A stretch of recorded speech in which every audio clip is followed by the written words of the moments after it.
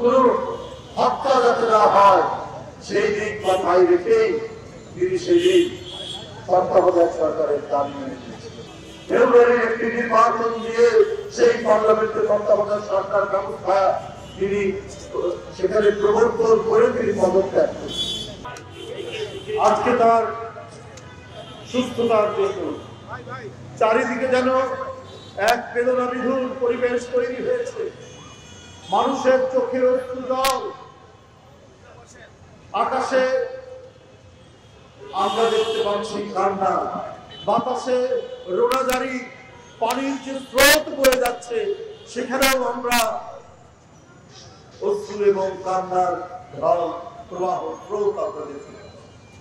কারণ একজন নেত্রী, কেন মানুষের এই আবেগ, কেন মানুষের এই আকুলতা?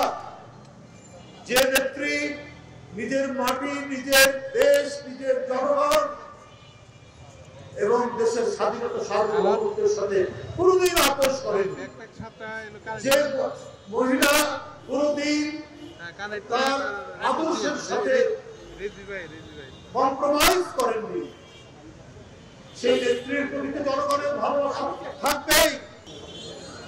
আপনার মনে আছে 95-96 আন্দোলন, তত্ত্বাবধায়ক সরকারের আন্দোলন।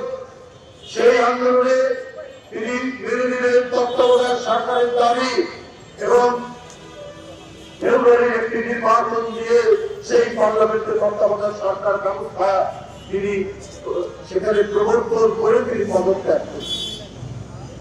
কোন কিশোর, শিশু, কোন তরুণ, কোন হত্যা যাতে না হয় সেই দিক মাথায় রেখেই তিনি সেই দিন তত্ত্বাবধায়ক সরকারের দাবি মেনে নিয়েছিলেন। সেই তত্ত্বাবধায়ক সরকার যাদের দাবি করে, যারা ধ্বংসযজ্ঞ করে আন্দোলন করলেন, যারা মানুষ হত্যা করে সেদিন এই আন্দোলন করলেন, তারাই ক্ষমতায় এসে আবার সেই তত্ত্বাবধায়ক বিলুপ্তি করলো।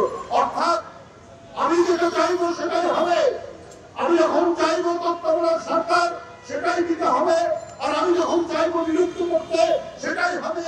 সেই কাজ করেছেন শেখ হাসিনা। তার দলের লোকরাও বললো যে 2 বারের জন্য তত্ত্বাবধায়ক সরকার থাক। সেখানে বলেছেন সুরঞ্জিত সেনগুপ্ত, কোথায় নামলেন রাশেদ খান মেনন, হাসানুল হকিরও এবং তার স্পিকার শারমিন। এরা বলার পরেও শেখ হাসিনা শোনেননি, তিনি তত্ত্বাবধায়ক সরকার ব্যবস্থা বিলুপ্ত করে দিলেন। 95-96 তিনি বাস করানো ট্রাক